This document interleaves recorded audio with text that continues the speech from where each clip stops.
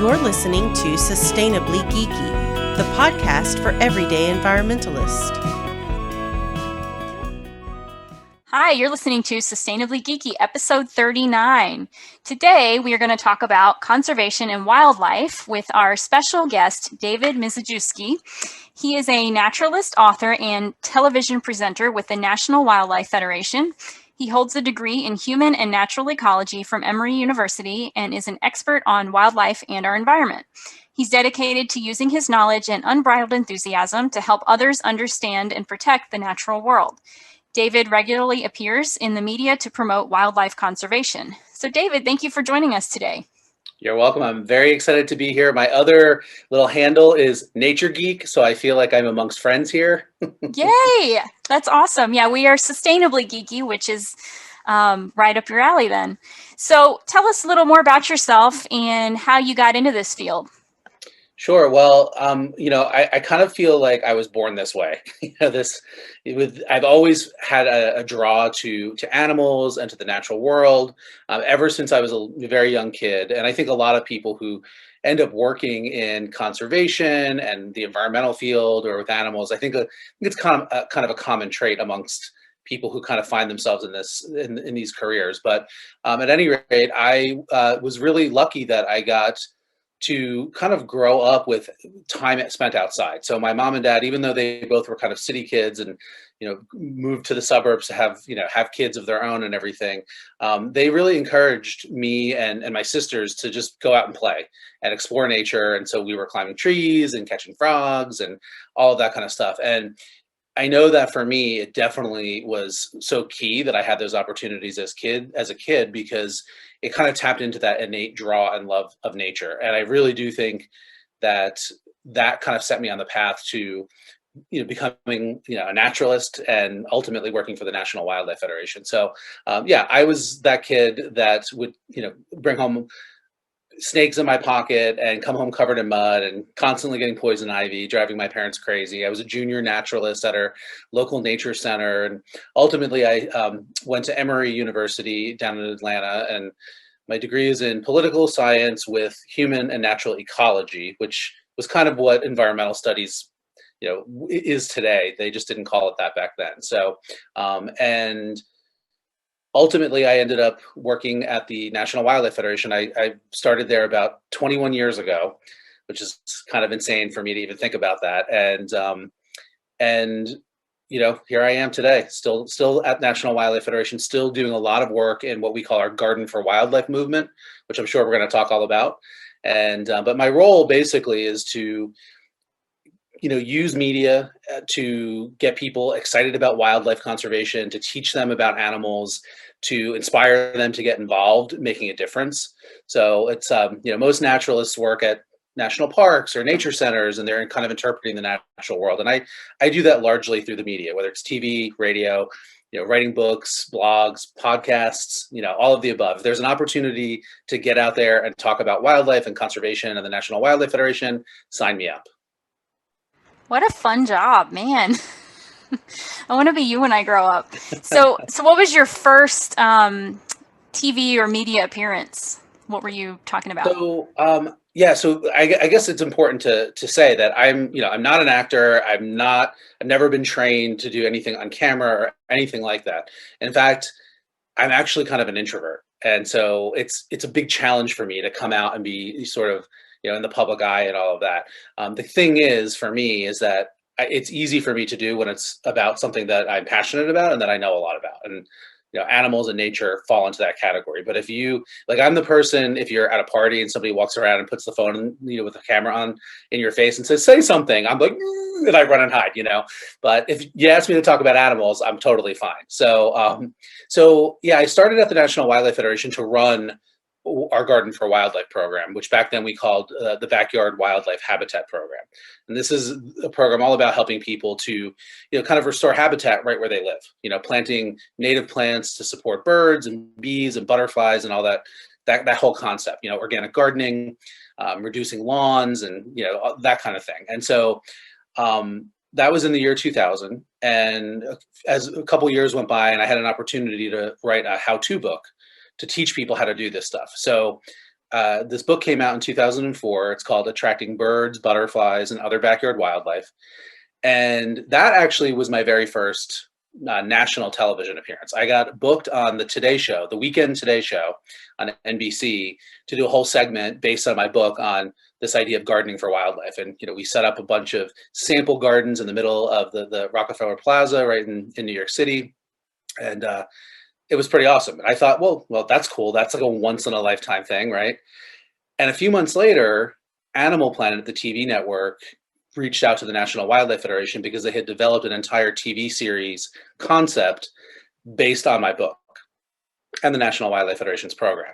And so, my job as sort of manager of this program was to, whenever we had partnership opportunities like this, to review whatever the content was and the idea and the concept, to make sure it was accurate and on message and on brand for the National Wildlife Federation. And I just remember reading this whole TV series treatment, and I just kept thinking, oh my God, they got it. They nailed it. It's like exactly perfect. And that was before I knew that they based it off of my book. So it's like, if they got it wrong after that, then, there was something wrong with the book. But anyway, that happened. And then literally the next thing I knew, I was standing in front of the TV cameras being a television host. They wanted me to be the host of the show, or co-host. I had another host along with me who was more of a traditional TV host. I was kind of the nature guy host. And we ended up doing 47 episodes of a series called Backyard Habitat. And it was a makeover series. So I don't know, you probably don't remember back in, the early 2000s that makeover shows were like the hottest thing ever. There was a series called Trading Spaces. If you guys were, okay, so you remember that. So, so everybody, this is how TV works. One show is a hit, and then every other network wants to replicate it and do their own version of it. So Animal Planet, I think, saw this as an opportunity to do a makeover show that kind of was animal related. And so what we did was we traveled the country, and we worked with people to essentially kind of rip out their yards, their gardens, their landscapes, and redo them in a way that follows the principles of the National Wildlife Federation's Garden for Wildlife program and everything that I had in my book. And then at the end of every episode, we would recognize that garden space as a National Wildlife Federation certified wildlife habitat, which is kind of an element of our program. It's the recognition portion. So that's how I got into doing the TV stuff and the media stuff. And once you're a TV host, then all of these other media opportunities start cropping up. Like, to do your promotion of your show, you start getting booked on the morning talk shows. And so I started getting booked on the Martha Stewart show, and did multiple appearances over the course of the entire run of her daily talk show. And then in 2009, I started doing daily appearances on monthly appearances on the Today Show, not daily. I wouldn't be able to handle that. And then it kind of spirals from there. So that's how I got into kind of the nature business, and how I ended up at the National Wildlife Federation, and then how I got into kind of being a naturalist in major media on television and beyond. What a cool story. It's pretty awesome, I have to say. Whenever I tell my story, I'm like, I have a really cool job. Like, you couldn't have even planned it. No. It's one of those things that you just got to take advantage of the opportunities. You know what? I'm glad you said that, because I get asked frequently to speak to student groups, college and university level, even high school, often, and I always emphasize that like, I didn't plan any of this. I certainly have experienced a good amount of luck, and obviously privilege too, in just who I am in my life and my career, and that kind of thing that maybe other people wouldn't have. But for me, I just was kind of flying by the seat of my pants, and it was sort of just like an instinct to know, like, this is a good thing, I should do this. And so, like, for some context there, when the opportunity came along to write this how-to book on gardening for wildlife, just sort of the powers that be at the time at my job were like, well, how can you do your job and write a book? And the book publisher really wanted to do it. So I ended up agreeing to do it in my free time, kind of as like a freelancer. So I would work all day, every day, and then I'd go home and I'd work for another 5 hours writing this book about my job, So, but I didn't do it because I did it because I knew it would be a good thing, right? It would be a good thing to have this book out there on the market. It would help people, help wildlife. And I knew that it would be really good for the National Wildlife Federation. Did I know it was going to turn into a TV career? No, but I did it. And then this really amazing thing happened, right? And then once again, the TV stuff started happening and the media opportunities started coming in, then that was a whole other new adventure. And so, yeah, and here I am 21 years later. That's so cool. Well, before we move on, I know you've kind of talked about the National Wildlife Federation, but can you just tell our listeners what they do? I know there's more than just, the part that you work in. They have kind of a very broad scope of work. So can you give us a brief outline of that? Sure. Yeah. The National Wildlife Federation is one of the oldest and largest wildlife conservation and education groups here in the US. We do kind of focus our work and our programmatic work largely on the US and North America. That's one of the reasons why we're National Wildlife Federation. It's one of the things that kind of sets us apart from a lot of the other big conservation groups, many of which do focus largely internationally. And so we've been around for a long time. 1936 was a long time ago, and our name is Federation, and we really truly are a federation. So we're a national organization, and we have kind of regional offices, but we have state affiliates in all of the states and territories as well. And these are separate nonprofit conservation organizations across the gamut. So everything from real traditional like hunting and fishing groups, which is where a lot of the roots of conservation come from, all the way to like super progressive green groups working on climate change and things like that. And so we, federate together to focus on our shared concern and love of wildlife in the natural world. And just by those two examples that I just gave, you can imagine that there's widely disparate views across the political spectrum there, right? But we all know and care about and understand the importance of our natural heritage and wildlife. And by coming together in this federation, it gives us a lot of voice and a lot of power. And that's kind of core to who we are as an organization. And we do our work in a whole wide variety of ways, right? So, we're doing what a lot of conservation groups are doing, and that's focusing on, policy level, kind of good environmental conservation laws, protecting the laws that are on the books, like the Endangered Species Act, but also we're doing a lot of work right now on a piece of legislation called the Recovering America's Wildlife Act, which in a nutshell is about focusing proactively on conserving species that are declining right now, but are not yet endangered. So trying to keep species from getting to the point of endangered. And it uses existing funding, it has bipartisan support, and it's basically going to fund the work of the state wildlife agencies that know how to do this conservation work. They've got state wildlife action plans, they've identified the species, but they just need the funding to do it. So we're really active in that, just as one example of the kind of work that we do. Some of the work we do is species focused. So in the last 5-8 years, we've been doing a lot of work to reintroduce bison back onto their native grassland habitat. We work very closely with tribal partners in order to do that work. I got to see the very first bison calf born on the Wind River Eastern Shoshone Reservation in Wyoming a few years ago. I didn't see it actually born, but I saw it it was the first one that was born there in over, I think it was 120 years. So wow. Cool, right? That's awesome. We're working right now in California to build a highway overpass over the 101 freeway for the dwindling mountain lion population that's in the Santa Monica Mountain ecosystem. There's only a couple dozen of these cats, and if you've ever driven around the LA area, these animals have to cross those roads and all those freeways, the 405 and the 101 and everything.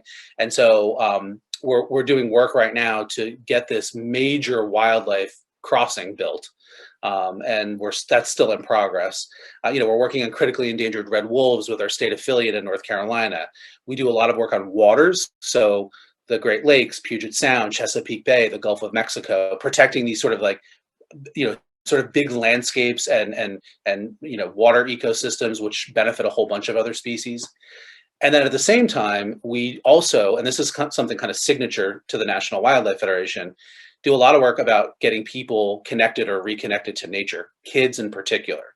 So we are the people who publish Ranger Rick magazine. for over 50 years at this point. I think 54 years we're going on. And today we have a whole suite of Ranger Rick magazines for different age groups. We have Ranger Rick zoo books. And so we do a lot of work in that space, just kind of like getting kids, teaching them about wildlife and nature and getting them inspired. We have school programs, Eco Schools USA.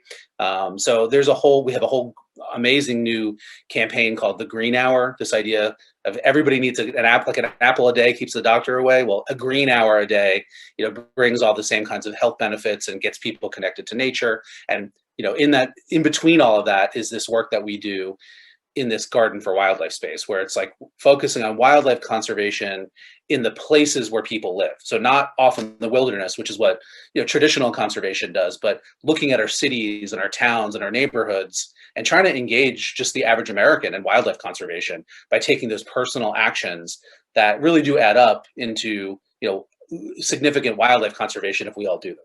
So just broad overview of the National Wildlife Federation. We do a lot of different stuff, but I like to point out the diversity of the things that we do because it's reflective of who we are as an organization, and also that there's so many touch points and so many ways that people can get engaged.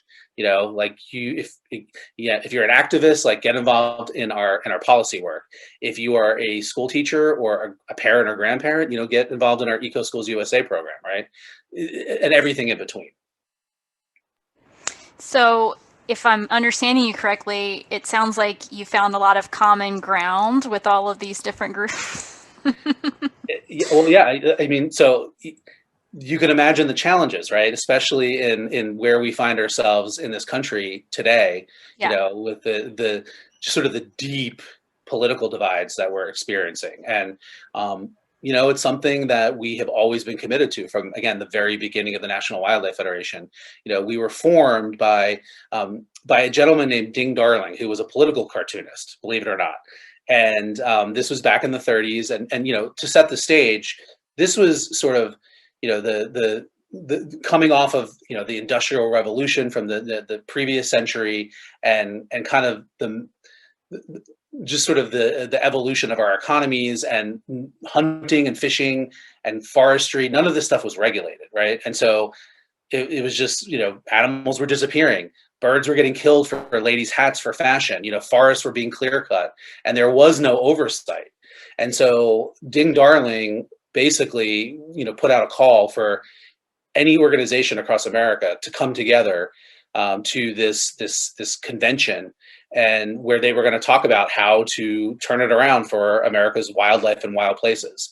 And the people that showed up to that very first event were, again, the hunting and fishing groups, who were seeing their hobby, their sport, their livelihood, their food source go away.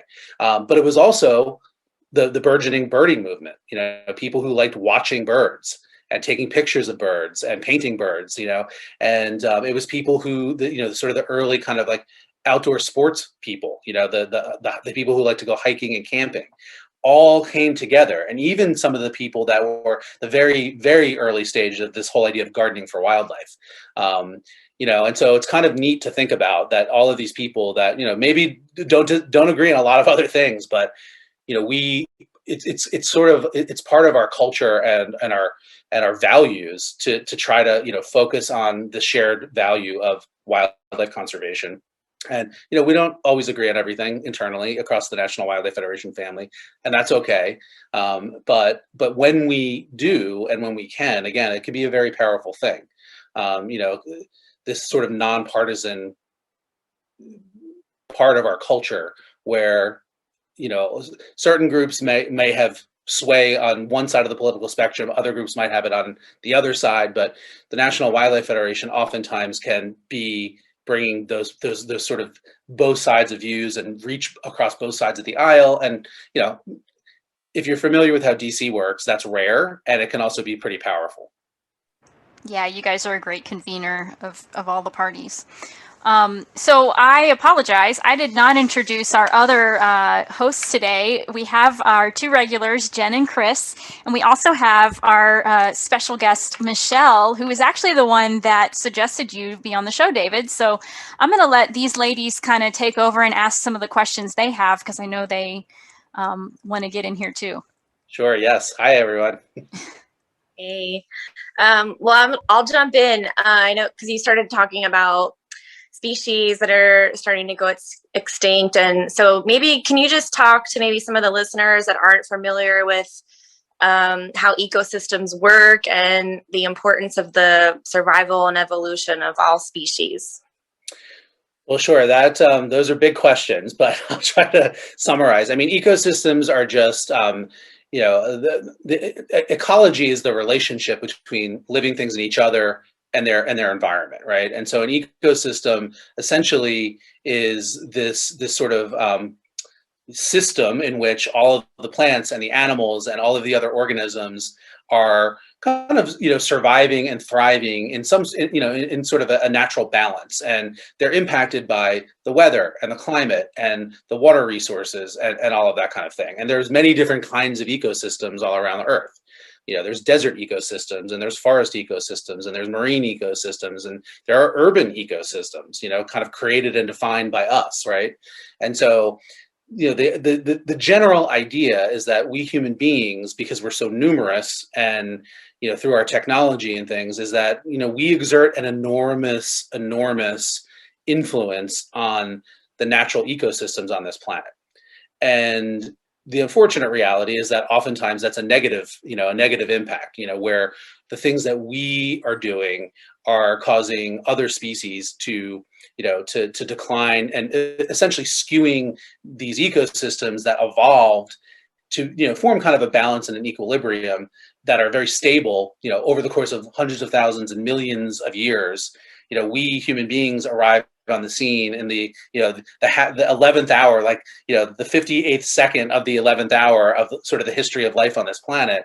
And in just the last 150 years, with our ability to really travel around the globe, and again industrializing and discovering fossil fuels, for example, we have like radically altered the ecosystems on this planet.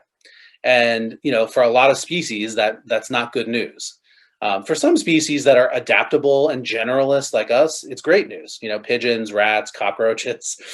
But for a lot of species, the majority of species, they're just they're not equipped to deal with that rapid change. Now, again, to any one of us, who lives, maybe 100 years if you're lucky, right? I mean, 100 years is a long time, but in evolutionary ecological time, that's literally nothing.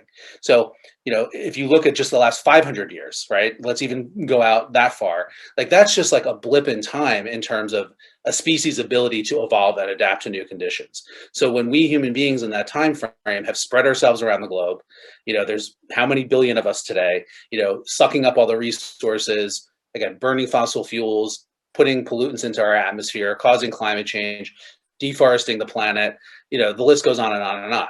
So as a result, we are looking at, a major extinction event right now on this planet. And this one, unlike previous ones, and extinction is normal and natural, and these extinction events do happen. This one happens to be pretty much solely caused by us, right? So the dinosaurs came and went. There have been several other of these in past history, but so the reality is that globally today we've got like something like over 1 million species that are endangered with extinction. But what a lot of people don't know, and a lot of wildlife conservation, I feel, again, is focused kind of like on those faraway places, the rainforest, and save the whales, or pandas are disappearing.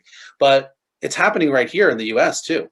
In North America, there's 12,000 species that are declining, that are in need of conservation help, that are not getting it.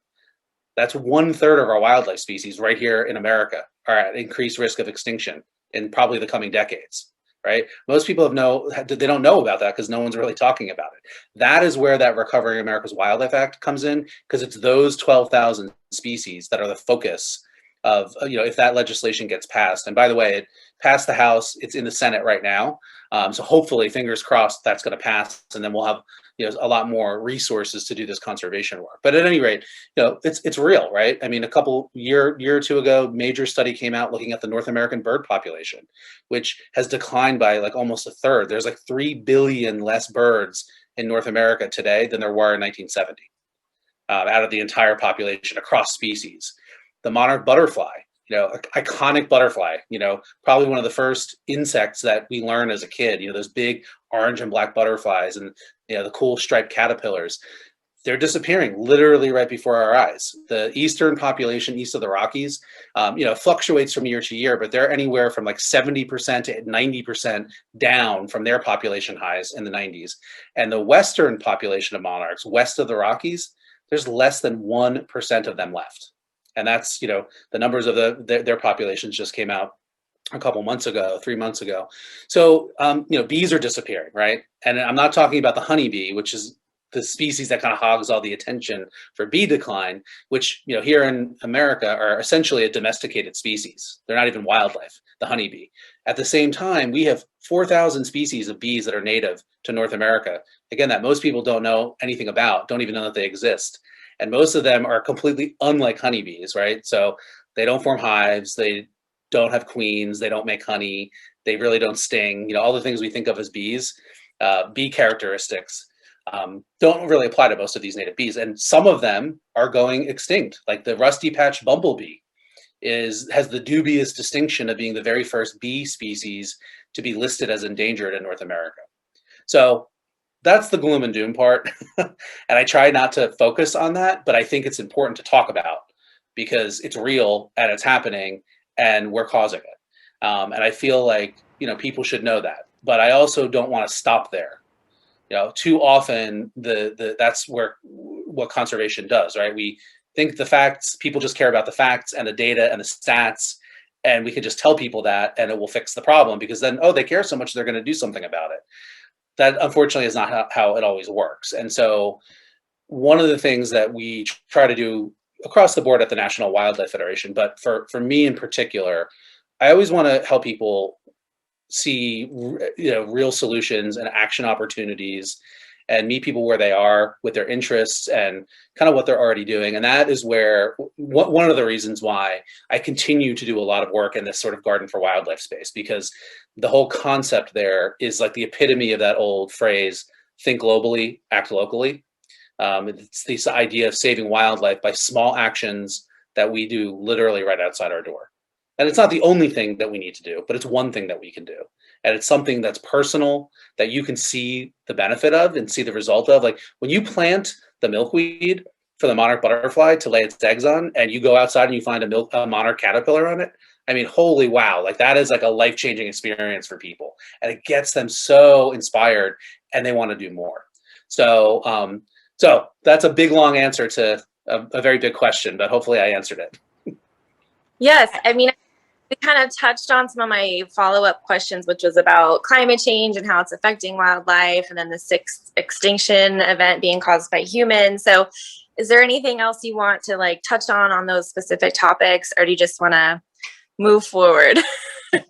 Well, I mean, I guess just to say that it doesn't, I mean, we human beings are part of the natural world.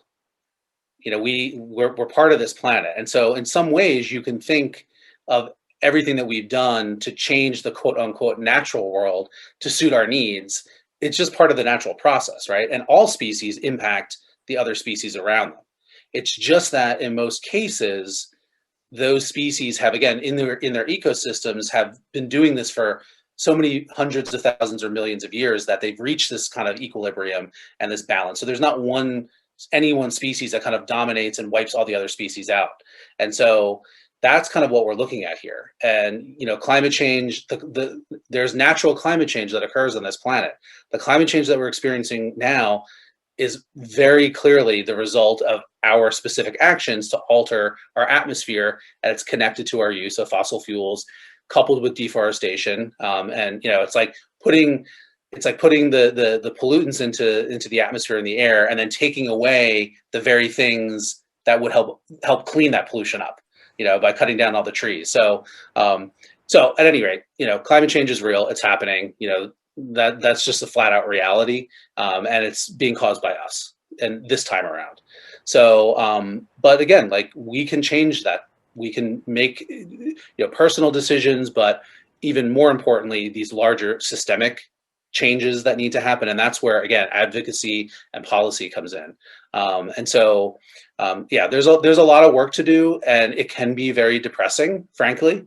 But you know what? I wake up every day and I just, I think about the wonders of this planet, and I know that we're not going to save every species, right? And I know that we're probably not going to turn climate change around in my lifetime, but that doesn't mean it's not worth fighting for and doing the work and getting out there in the trenches every single day. Yeah, it can get tiring though sometimes, right? Like you get kind of burnt out and you need to recharge. Yeah. So that's kind of my next just personal question. Like, what do you do personally to like reinvigorate your spirits when you're feeling low? And then on a positive side of things, like what are some of the things we could start doing to reverse these trends of the species decline? Yeah. So, one of the things that I think is a positive that has come out of this entire just bizarre, strange, crazy last year, where the pandemic, the COVID-19 pandemic really just, completely changed everything. I think one positive thing that came out of that is that so much attention is being paid to self-care and what that means, and taking that just that breath that you sometimes need. I'm seeing it definitely at the National Wildlife Federation, this sort of community of support. And, whereas before we were just always running the rat race and just, burning ourselves out. And now I'm seeing a lot more compassion amongst my colleagues, both in NWF and across conservation in general. And just from talking to, friends and family, I think that's happening everywhere. And so that's something that I guess like the very first thing is just being mindful that we need to take those breaks sometimes, right? And we need to practice self-care if we're going to be effective at doing our job, whatever that is. In my case, it's saving the world, right? So, you just have to do that. And so to be more specific with me, I mean, yes, I'm like everybody else that works in wildlife conservation. I love nature and outdoors. So I like to go hiking, and I'm a wildlife gardener, right? So I love getting my fingers in the dirt. I have pets. I love taking my dog, all that kind of stuff. But I also have found something really important, and that is to have hobbies and interests outside of like your work career and your work passions. So for me, I'm not just a nature geek. I'm like a, regular run-of-the-mill geek. So I read comic books. I'm a huge Star Wars fan. I don't know if you can see that artwork behind me, but I'm like a rabid fan of the comic book series ElfQuest. I was wondering what that was. That's pretty cool. Yeah, it's a little bit hard to see, but it's like I've been reading ElfQuest since I was 10 years old. It's a, sort of epic fantasy series. And I am super active in the fandom. I, help manage all the social media, and I help manage the ElfQuest website, and I host a podcast called The ElfQuest Show. To me, that's stuff that I do outside of my world of conservation, and it takes me out of that sort of direness, and it just gives me another outlet to just shift my brain a little bit, So I think that's really important. I mean, not that everybody has to do that, but just being able to take a break from whatever it is that your work is, especially if you work in a cause-related field where it's just, let's face it, a challenge, right? And you're not going to win every battle. And that probably applies to a lot of things, not just, wildlife conservation or nonprofits or cause-related work. I'm thinking healthcare, for example.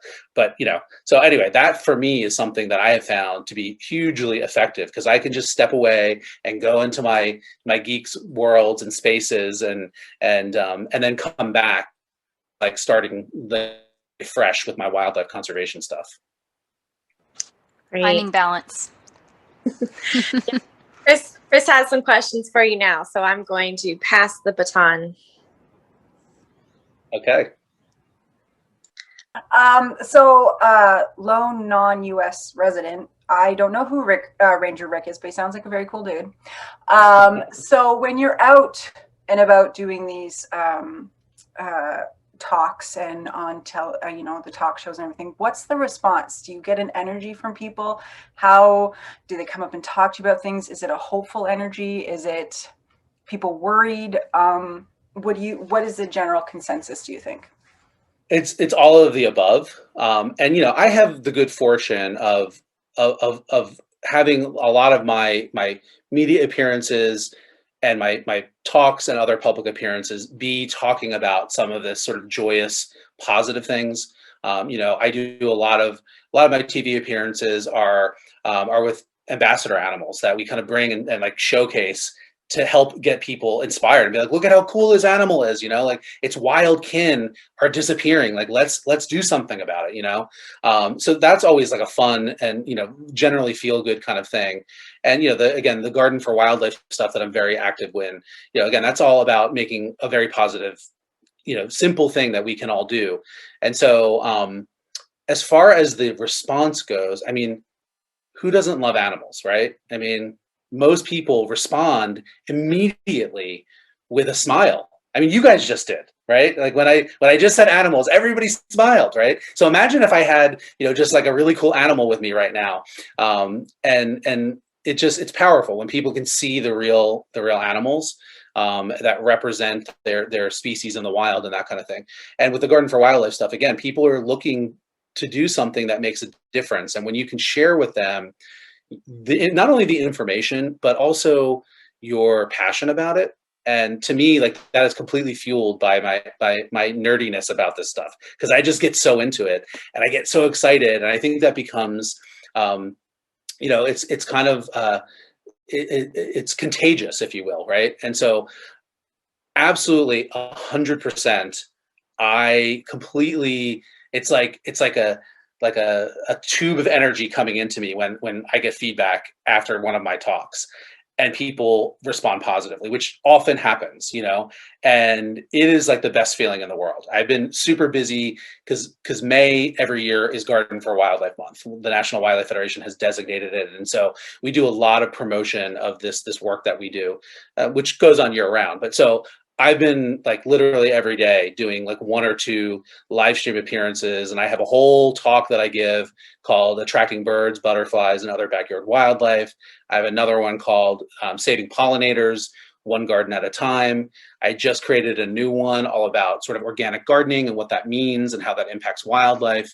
And so I'm just going like nonstop giving these talks. And with the live streams, it's great because there's Q&A opportunities, and then a lot of them are like live streaming to Facebook. So after I get off, like I immediately go and I start reading the comments, and I'm engaging with people there. And it's just so nice when people recognize your work and your passion and say thank you, and they tell you that, oh my gosh, like I learned so much from you, and I really want to go out and do it. Like that to me, like that makes up for all of the depressing stuff that happens, right? And it makes up for, working for a nonprofit organization, like none of us are getting rich doing this work, right? So, but I don't care about that, right? Like helping people and helping people help wildlife.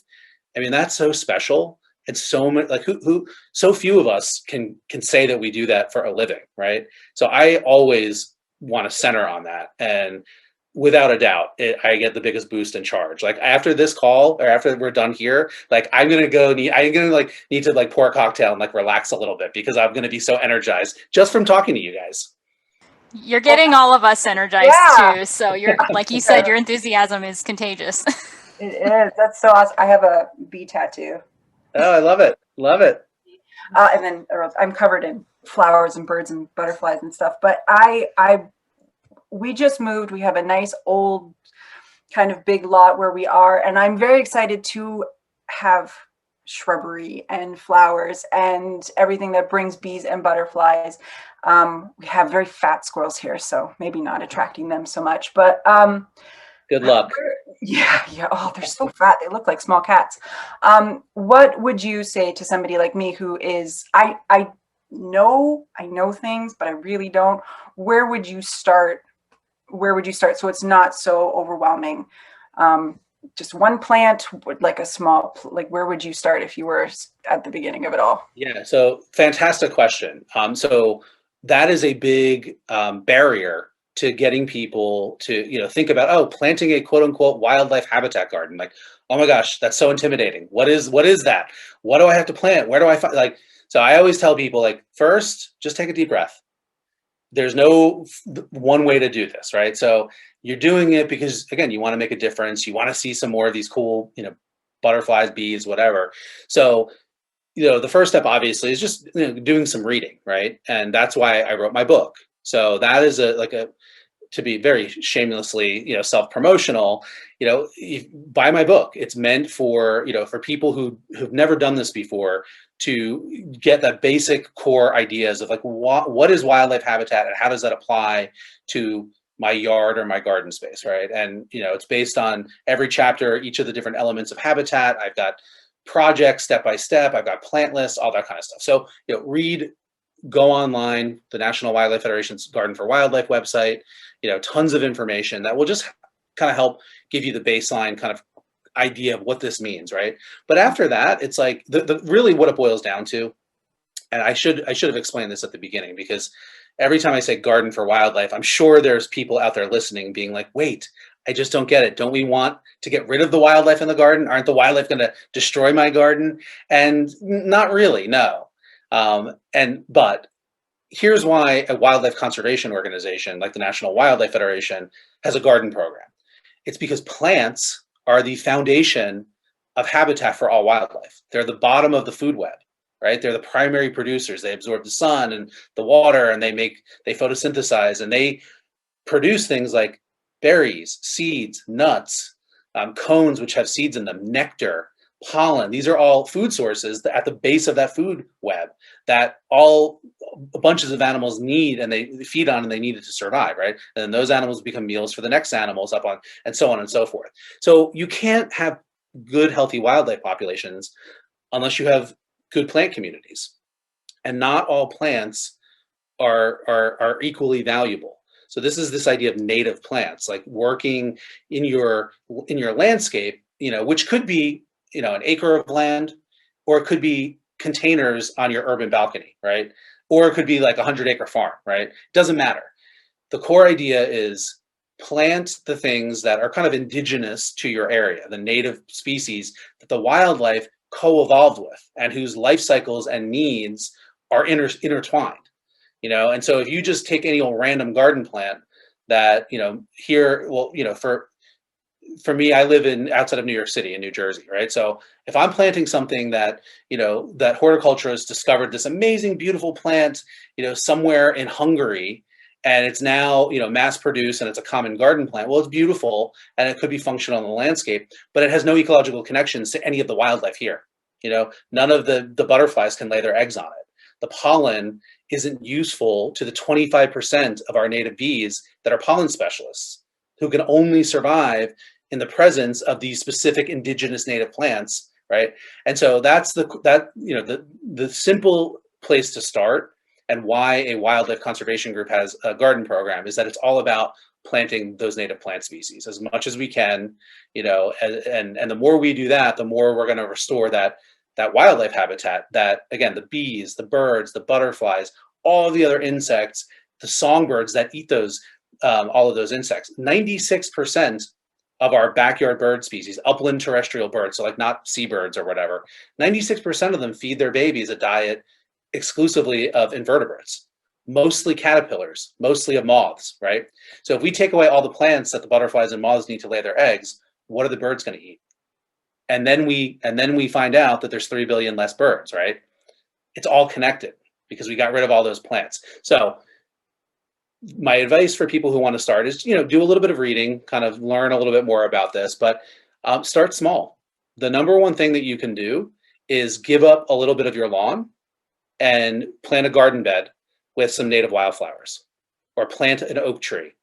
Oak trees, the genus Quercus, which is the genus of oaks, collectively they serve as the caterpillar host plant for 557 species of butterflies and moths.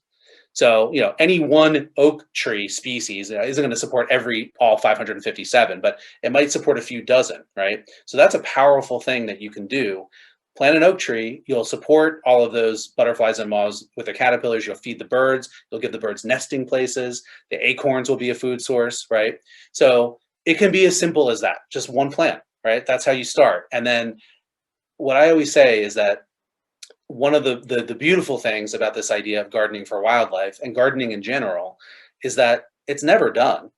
And that's a good thing, because if you enjoy it, you constantly want to be out there every weekend tinkering and transplanting this, and oh my gosh, that new plant that hasn't been available, and that kind of thing. So, but don't feel like you have to bulldoze your entire existing landscape, and that you have to spend a ton of money, and that you have to be a botanist. Just start small and focus on those native plants. Find a local native plant nursery. Just Google's your friend. Every state and every country. Are you in Canada? Okay, yeah. So I'm quite certain that there are Canadian native plant groups that you could contact. The National Wildlife Federation actually just like 2 weeks ago launched our own native plant, like a curated line of native plants that we picked specifically because they support the most numbers of those native bees, butterflies, and the birds that feed on them, that will basically deliver right to your door. They're plant collections. You can get 6-packs or 12-packs. They come in recycled packaging, so it's sustainable, free shipping. And we designed this specifically for folks maybe like yourself who weren't maybe quite sure where to start, and they didn't have like sort of the deep knowledge of the botany and all that, right? And so like we did all the work for you. We have sample garden plans in there that come with it, and a whole bunch of other supplementary info that'll teach you how to do it. Right now, it's only focused on 20 states. So it's not, I don't know what would happen if you tried to order it in Canada. That would be an interesting test. But the plant material is native to the northern tier of the U.S., so the upper Northeast, upper Midwest, and kind of down as far south as Virginia, so sort of like the Mid-Atlantic, upper South. And obviously, we're going to expand it. We just have to, when you're working with native plant material, you have to be growing the right, species for the right region. So, but that's something for anybody else listening who might be in a similar boat to you, Chris, that is just starting out and maybe just wants to get some plants in the ground and see what happens. You can check that out. That the website for that is gardenforwildlife.org. I like the idea of sample garden plans because I live in southern Ontario, so it's sort of the same. I think it's a zone 4 that I live in, which is that what New Jersey is? Is that sort of? No, we're like in the zone 6 and 7, depending on where you are. A little warmer. But yeah, like garden plans. That'd be amazing because it's like foolproof. I can just plant stuff. Yeah, that's so awesome. And I also watched. That's exactly the idea. So yeah, I mean, again, don't be intimidated. I would make it a goal for this year to just plant some native plants and then see what happens. Yeah, I have a big yard and I'm excited. So, but I think Michelle's got some questions waiting for you. So, thanks. Yeah, I wanted to ask, you talked about the gardening for wildlife and planting native plants. Could you maybe mention 1 or 2 other things that people could do to garden for wildlife?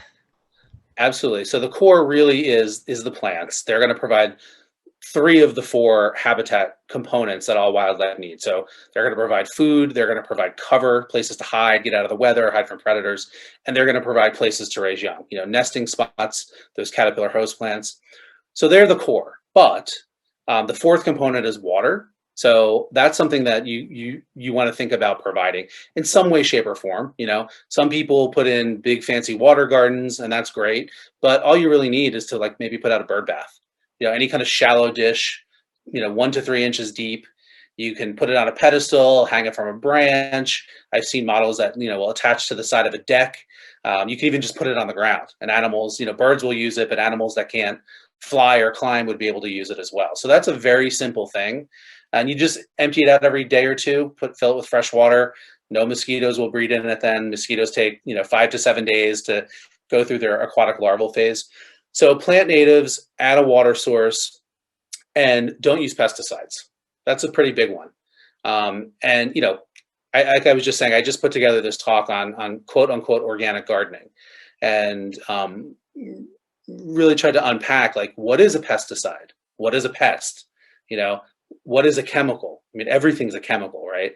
And so a lot of this stuff has gotten so polarized and so black and white, and frankly kind of dumbed down a little bit. And so the reality, like with most things, is that the answer is a little bit gray and it's a little bit more nuanced, right? So, pesticides are tools, right? And they give us some good things. They help keep disease vectors down. We use them sometimes to help protect endangered species.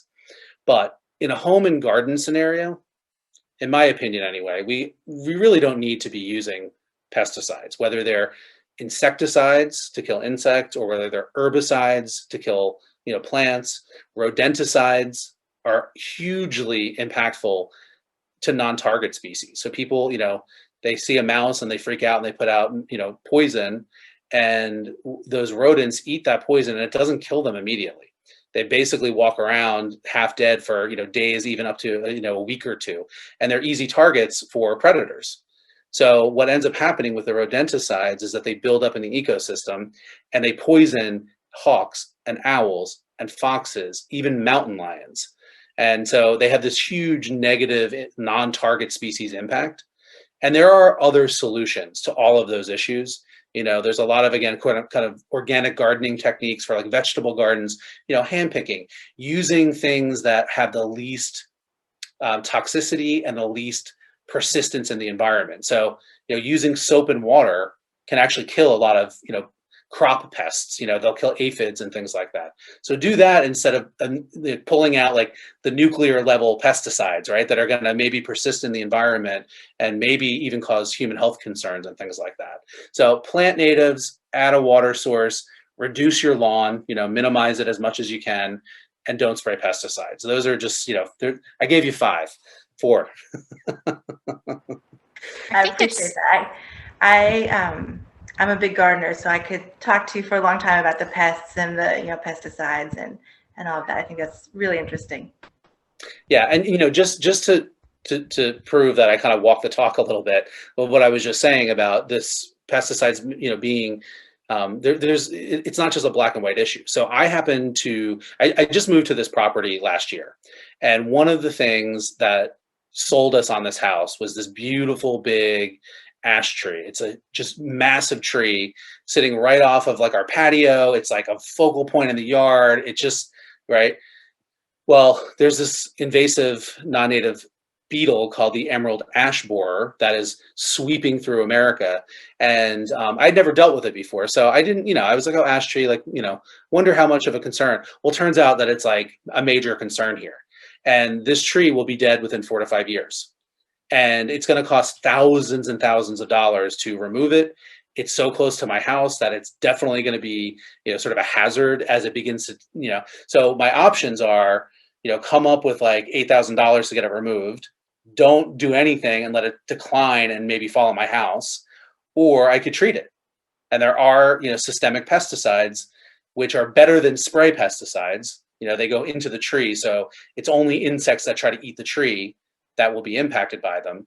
But, I don't want to do that, but I'm going to do it because I feel like, that's the option that I have available to me. Now, I have another ash tree on my property that's in the back, and I'm not treating that. In fact, I'm going to take it down to about 15 feet of a trunk and let that dead trunk stand there, which is going to be awesome wildlife habitat, because the woodpeckers are going to start drilling in it to get at the beetle larva that's in there. And eventually there'll be nesting cavities for the woodpeckers and other birds. All sorts of critters will be able to use that. So, I feel like don't let perfection be the enemy of something really awesome, and just be wary of purists, I suppose. And that, on any side of any spectrum, right? Because I just feel like, I've been in this career professionally for, 25 years. I'm working my way into middle age here. And I just feel like, too often we kind of silence each other by polarizing and shifting all the way to these far, extremes. And sometimes you need to do that, right? Sometimes that's how change happens and revolution and all that good stuff. But, oftentimes I feel like be cautious about anything that's too absolute. What is it? Only the Sith deal in absolutes. So don't be a Sith. Although Yoda did say, "Do or do not. There is no try." I know. So, was he a Sith? Right.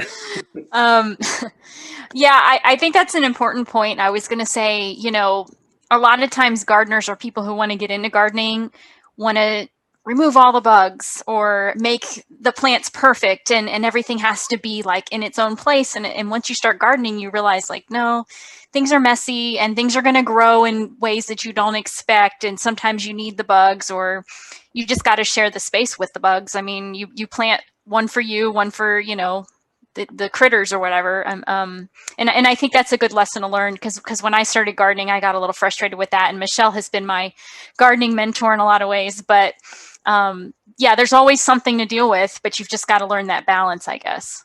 Yeah, I think balance is kind of the key, right? That's the one word that kind of sums up everything I was just saying, I think. Like, and that goes for ecosystems. Like, ecosystems are healthy and resilient when they have that sort of natural sense of balance. It's when things get out of balance, when something changes, and certain organisms can then begin exploiting it to the detriment of others, right? That's when we destabilize our ecosystems. And again, unfortunately, that's largely been the effect of all the changes that we human beings have made on the planet. And so, but again, it doesn't have to be that way. And we can make choices that kind of reverse that, or at least mitigate it. And on a very simple, basic, personal action level, that's what I love about the whole Garden for Wildlife concept. Because like I said, it really does work. And when you see it work, it's just so it's one of those things that just kind of completely changes the game. When like I said, you plant the caterpillar host plant and you find the caterpillar, or the first time you discover a bird nesting in your yard, or in even like the street tree outside of, if you live in the city or whatever, like, because maybe you planted something that attracted it. So and those, going back to just the whole self-care thing too, I think that's connected there, because it's okay to feel joy, and it's okay to give yourself permission to feel good about something. And those kinds of experiences, I don't know much about, social marketing or behavior change, but the little bit that I do know, we know that just preaching at people doesn't work, right? We talked about that a little bit at the very beginning. But if you can help people have an experience that is positive and actually helps wildlife, they're going to remember it and they're going to get inspired to do more. And that's where I like to stay. I feel like that's my lane in all of this. I mentioned at the very beginning, I have a degree in political science. I originally thought I was going to become, get involved in advocacy.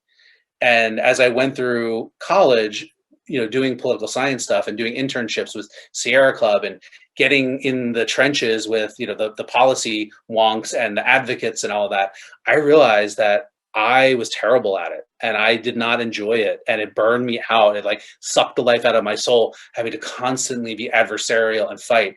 And it was just like, I guess I was lucky in that I realized that very early. And I was like, well, I'm not doing this. And I didn't know what to do. So I ended up getting a seasonal position at a nature center as a summer camp naturalist. And so my job was to take packs of 7 and 8-year-old kids and teach them about nature. This is in Georgia, outside of Atlanta. And there happened to be a wildlife hospital on the grounds of the nature center. And there were a lot of animal ambassadors that were non-releasable animals that, were too injured to survive.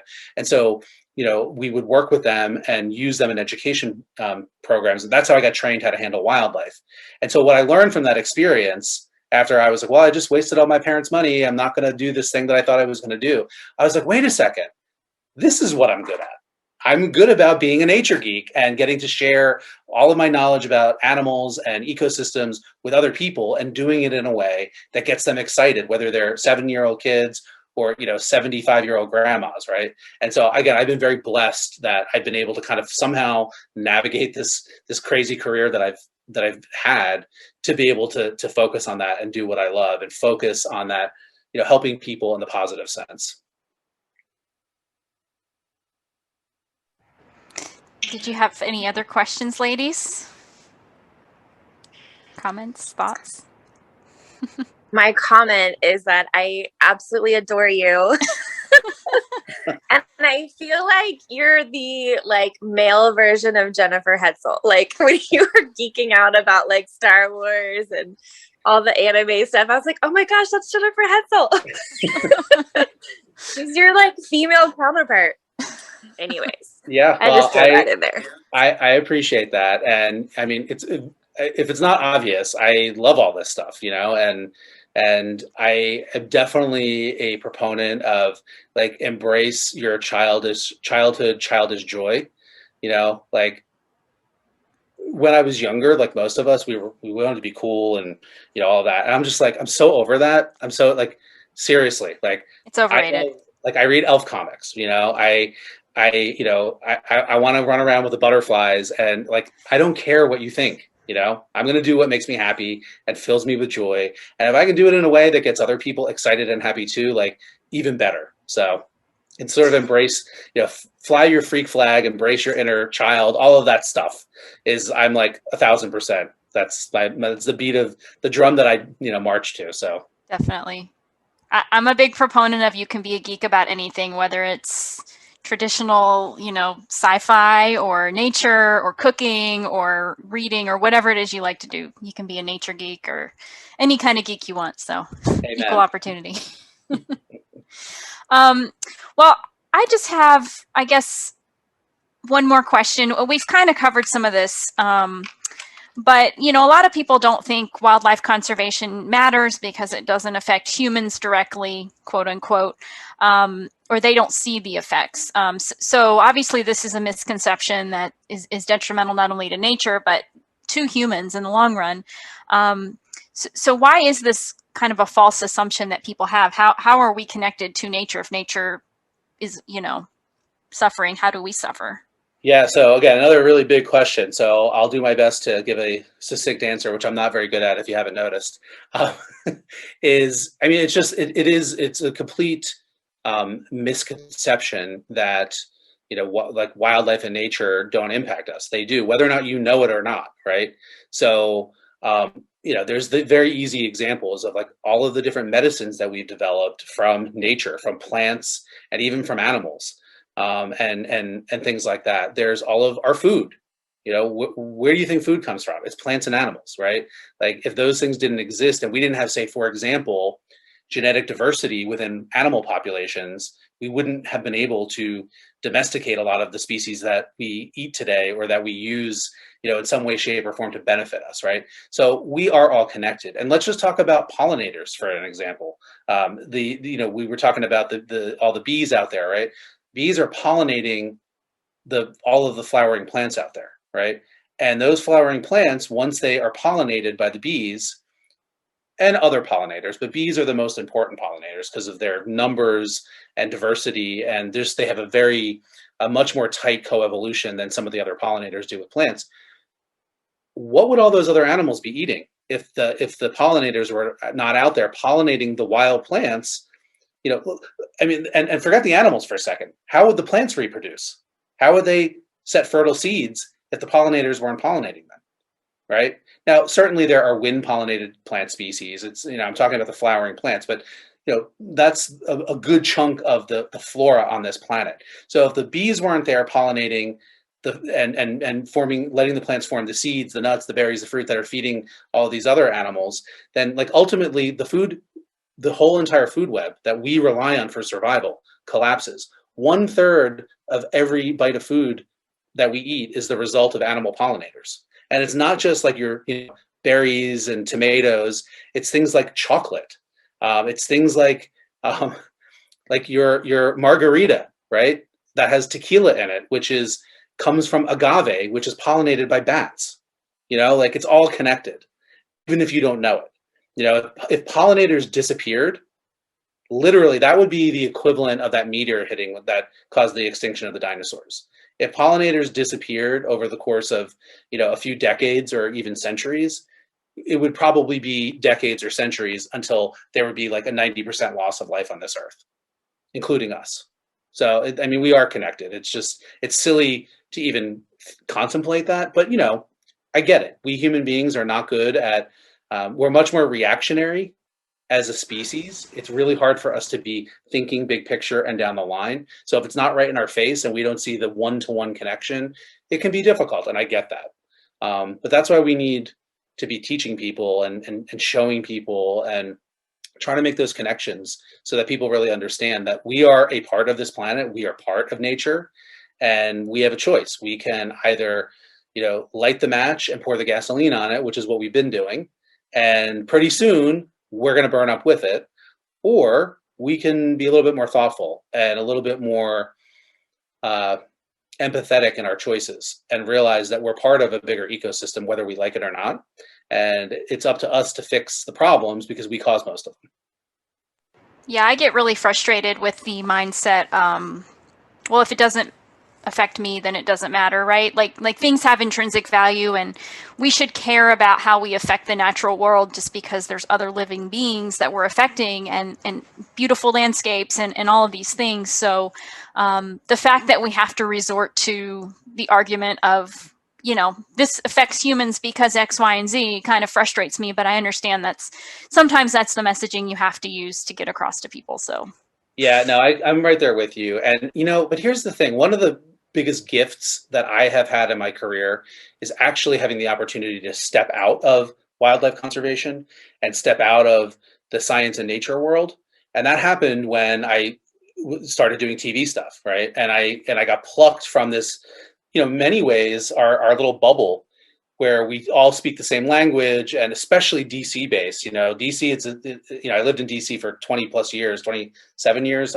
And, it's just like a whole other entity, right? So suddenly I got pulled out of that world and put into the television world where the rules are different. They're like the rules of the real world, right? Where I had to go on television and talk in a way that would actually work on television. And literally sometimes they almost had to get the stick and hit me, because it was like, nope, that's too scientific, that's too wonky, you can't talk like that. And that was a gift to me, because it made me realize that it doesn't matter what we think, right? And like in terms of what people need to know, right? What matters is whether or not our messages are getting across, right? And so it's that, again, that whole idea of kind of social marketing, right? Like, I'm interested in the end result, in the behavior change and making the difference. And if I am getting in my own way because it pisses me off that people can't see the intrinsic value of nature, that's not helping nature, So I got to get over myself, and I will do what I need to do to shift that. And again, do what's effective at getting people to care. And it's easier said than done, I know, but adapt your messaging. It's something I keep with me because it's that important. We have to do that. Yeah, definitely. I think a lesson we've all had to learn over the years. We get angry and we try to, just throw facts at people, and we're like, why don't you care? And yeah, that doesn't work all the time. So, yeah. Well, anything else you ladies would like to discuss before we move on? All right, you've given us a lot to think about, David, so thank you for sharing your experience and all of your knowledge and the great work that you do. So what are some more resources you would share with our listeners? I know you mentioned your book, but feel free to plug that again, and anything else that has been impactful for you. Sure. Yeah, thank you for that opportunity. I appreciate that. I guess first and foremost, I'd love it if everybody followed me on social media. I'm pretty much everywhere except TikTok. I've resisted TikTok. I don't know why. I feel like maybe I'm too old, but I'm on Facebook, Naturalist David Mizejewski. I'm on Twitter, Instagram, LinkedIn, if you're more on the professional side of things. I've had a YouTube channel for like a decade, and I've never done anything with it up until like a month ago. So I'm really focused right now on trying to create my own content. Instead of waiting for TV networks to come and book me to come on and, do stuff, I'm like, I want to just make my own stuff. So just have launched a whole bunch of, new videos on there. So again, it's Naturalist David Mizejewski. I know it's tough to spell my name, but if you can find me there, that would be wonderful. I'm definitely, especially on YouTube, looking to kind of build that channel. I've only got a couple hundred subscribers, so would love it if everybody subscribed. So that's one thing. If you want to get my book, it's called Attracting Birds, Butterflies, and Other Backyard Wildlife, available from any bookseller. Ask your local bookshop. That's always best, shop local, but you can get it from Amazon, Barnes & Noble, Target. You can get it directly from the National Wildlife Federation's shop site as well. And all of the sales go to support the National Wildlife Federation. A portion of the royalties go to directly to NWF to support our work. And that, it's a how-to book. So it'll teach you, again, just all the basics. And it's not like a textbook. It's hopefully inspiring. I got 200 plus amazing photos in there of all sorts of cool animals and plants. And then I guess last, just go to the National Wildlife Federation's website. It's nwf.org, so National Wildlife Federation.org, and you can go down all sorts of rabbit holes finding out about all the different work that we do and ways that you can get involved, no matter what your proclivity is. So like I said, if you are an activist, we got opportunities for you. If you are a gardener and want to make a difference, that's Garden for Wildlife. Parents, again, all these school programs and kid-focused things, and pretty much everything in between. We have opportunities for you to get involved in our work and help support us and leverage your own voice to make a difference for all the wildlife that need our help. And is your book available in Canada? Or I believe it is, yeah. And I will say too, it's not, I wrote it to be broad, right? So it's the core concepts. And I do have plant lists, but they're sort of at that genus level. So like oak trees, like I was saying, then you go find what your nursery is carrying, what oak species are native to your area, that kind of thing. So it is, if you're in any part of the country or Canada, the US or Canada, I think it would be completely appropriate. Awesome. So for our Canadian listeners, check it out. Well, let's go ahead and move on to our green life hacks, I guess. David, would you like to go first? Sure. I mean, I'm going to be not very creative here, but the one that I picked was, again, Garden for Wildlife. This is something super easy that we can all do that will, is a way that we can, sort of live more sustainably. And I've talked a lot about it already, but just the idea that the way that most people in the US and Canada garden or treat our own piece of the earth is to have a lawn and maybe a handful of ornamental plants like shrubs and whatnot. And the reality is that looks green and natural, but it does, in most cases, especially if they're not native and definitely for lawns, it does not have that ecological connection. So it might as well be plastic plants, right? So it really is true conservation to plant a wildlife habitat garden with native plants. It begins to reweave that complex fabric of your local ecosystem. And when I do it and my neighbor does it and you do it, suddenly we begin to rebuild that rich, sort of tapestry that used to be there before we wiped it all out with pavement and pesticides and asphalt and, the cockroaches and the rats, right? And so that's my sort of green life hack. Is that what you guys call it? Yeah, life hack to live more sustainably. Yeah. Yeah, to be sustainable. Yeah. Those monocultures of lawns are not great. So I agree with that one. Chris, what is your green life hack for the month? So right now for this whole month of May, Ray and I are doing a no buy month. So outside of necessities and things for the kids, like Quinn's going right through a growth spurt, so he's going to need shoes, and Ray's birthday is coming up and it's Mother's Day. We're not buying anything. So it's harder than it seems, and a month is a long time. So I put a little legend on our calendar on the fridge and color coded it. So I circle every day whether we bought something or whether we didn't with the specific color. So that's helpful. So then you have an actual visualization of your targets, and the colors help because then it sort of challenges you. It's kind of what Sarah Wilson was saying when we had her on about just don't go to the shops. But I find for me that's a great concept, but I need a visual representation. So I wrote it down, I have it on my calendar and it's on the fridge. So I see it every day. So that's what we're doing. So I can't buy your book this month, David, but that's okay. You can buy it next month. Next month I have. Hey, Mother's Day's coming up, like you said. Ray. Yeah, if he's listening. Yeah, I'll just yell at him upstairs. So I encourage people to just take, especially this messed up year that we're doing in Ontario. We're on our third lockdown. We still have a couple weeks, which is probably going to get extended. Just, we don't need as much as we think we do. And it's really easy, especially now, to just shop online because we can't go anywhere. But just take a second and, do I actually need it, or am I just am I bored? Go outside, do your hour of green time outside. But yeah, definitely no buy months or no buy days. If just a day, you can do a day, if you can do 24 hours without buying anything that you don't need, that would be cool. That's a pretty cool exercise. I need It's to harder try than that you out. Hard. Yeah. Especially a whole month. Jen, what's your green life hack? Yeah, so my friend bought this Lettuce Grow is the brand name, but it's like a hydroponic vertical planter for herbs or vegetables, or if you want to do, natural plants for bees or butterflies. So I've been researching those types of different planters right now. So that's kind of the one I've landed on because she's been happy with it so far.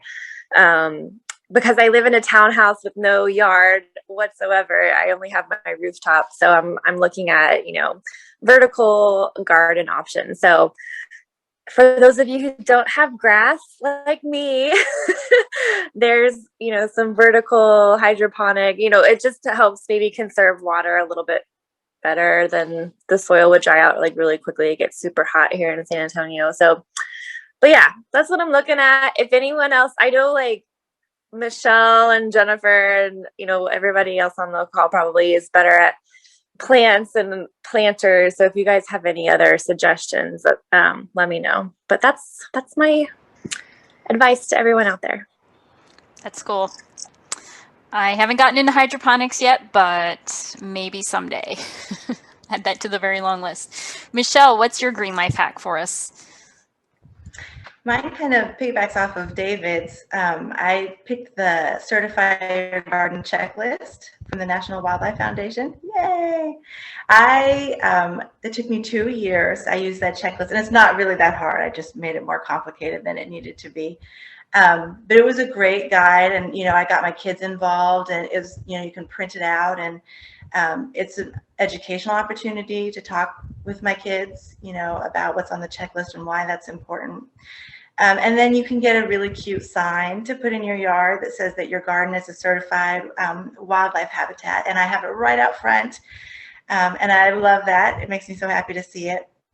And it's a good conversation starter with my neighbors, with anybody that comes by. And it's an opportunity to share why that's important. So, I love that program. I'm so grateful that you guys do it. And and you can find the checklist on their website too. Thank you for saying that. You have just validated so much that we hope, we think like, well, let's do this and people, it will help people in this way. And you just like all of our dreams just came true. Oh. So we have that checklist. It's basically all the different ways you can provide food, water, cover, places to raise young, and sustainable gardening. Those are the chapters in my book. It's all connected, right? The book is based on that checklist, and I just go into a deeper dive on each one of them. But we decided to make that checklist available like outside of the actual application for that exact reason. So people can kind of print it out and walk around their yard and be like, oh yeah. And like the very fact that it's a checklist is we did it that way because we realized that a lot of people probably already have some good stuff going on and they probably don't even know that this is wildlife habitat. And so it helps, I think, with that. And the yard signs, yes, are, when you certify your garden space or your yard or your property, whatever it is, you can get one of our yard signs, and we've got a few different models. And, we sell them. That's, again, a way that we raise money to, go right back into these programs. But we have it because, number one, people like that recognition, right? A lot of people like to be able to get that stamp of approval from a national conservation organization. But honestly, as just as important is by doing that, Michelle, you have really helped us in a huge way to spread the word. There's only one of me. There's only so many of these, conversations that I can have. But if all the people out there that are doing this, certified and put the yard signs out, they really do start conversations. And I see these as I travel the country. Well, when I did before the pandemic, for all of my appearances and everything. And again, it's like the biggest charge when I just driving, to the TV studio or whatever, and I see there's one of our certified signs, so thank you for doing that. I appreciate you highlighting that. Yeah, my mom actually asked me for the link to do her own, which is a big deal if you, she would. Yeah, well, see, it works. I love it. Yeah, Michelle has an amazing garden, so I was she kind of got me into gardening, and that's a pretty cool program that you guys have. When I get back into gardening someday, I'm going to have to do that. So, well, Michelle, you'll have to, find me on social media and send me some pics, and, maybe we'll share your garden on the Garden for Wildlife Facebook page or something. Ooh, that'd be exciting. No pressure. We're still recovering from the freeze, so it'll probably be a couple of months before I send you anything. All right, that's fine. I mean, whenever you feel comfortable, I would love to showcase it. Yeah, thank you. Well, my green life hack, kind of related to what we've been talking about, is to see if your local community has some kind of a master naturalist or master gardening program. I know in Texas we have that, and they're pretty much specific to your local community or region, and they really, it's like a several month program where you kind of go once a week or once or twice a week to learn from experts who are also certified and learn about native plants and how to garden and things like that. So I would just suggest, if you're interested in learning more about this stuff, to check out those programs, because it's local folks, and then you have a community in your area you can reach out to. So that's my life hack. So let's talk about where we can find you guys online. David, you want to give one more plug for where folks can find you? If you can spell my name, it's Mizejewski, Mizejewski. Search for me on all the socials. I'm really active across the board. And I try to do slightly different content on all my different sites. So would love it if you guys found me there and chatted and befriended and shared and all that good stuff. Great, thank you. Chris, where can we find you online? There we go. You can find me here on Sustainably Geeky, on Epically Geeky, and we are doing a show this Saturday, which is about, we're doing remake, reboot, or sequel. So we're doing that. And then Marginally Geeky, which we're reading Matthew McConaughey's Green Lights, which is hilarious. It's oh my God, it's so funny. And he narrates it, which is amazing if you're listening to it on Audible. And on Creatively Geeky. And so there's David's Instagram right there. Follow you. You can't see. Can you see that? No, it's too bright. Follow you. You got another follower there, David. It looks, you do. You're busy on Instagram. And you can find me on Instagram at Rose and Hummingbird. Great. And Jen, I'm assuming we are still the exclusive access to you, correct? Yeah, Online? yes, ma'am. Michelle, do you have a page you'd like to share? I'm only on Facebook, and I honestly don't remember what my Facebook name is, but you can also find me in my garden. That's about it. That's the best place to find you. Yeah. The old school social network, right? Your community right. with the bees and the butterflies, right? Well, you can find me here, of course, on Sustainably Geeky and Marginally Geeky, as Chris mentioned. We are part of the Epically Geeky network, so we have a lot of other shows if you're interested in learning about those. You can also find me on Facebook, Instagram, and Twitter at Het's Gonna Be Me. And you can find the show on Facebook, Instagram, and Twitter at Sustainably Geeky. We're also on all of the podcast channels and YouTube, so check us out if you would like to subscribe and rate us. We would love that, and send us your topic suggestions as well. That's all I have for the show, you guys. Thank you so much, David, for being on, and we will talk to you all soon.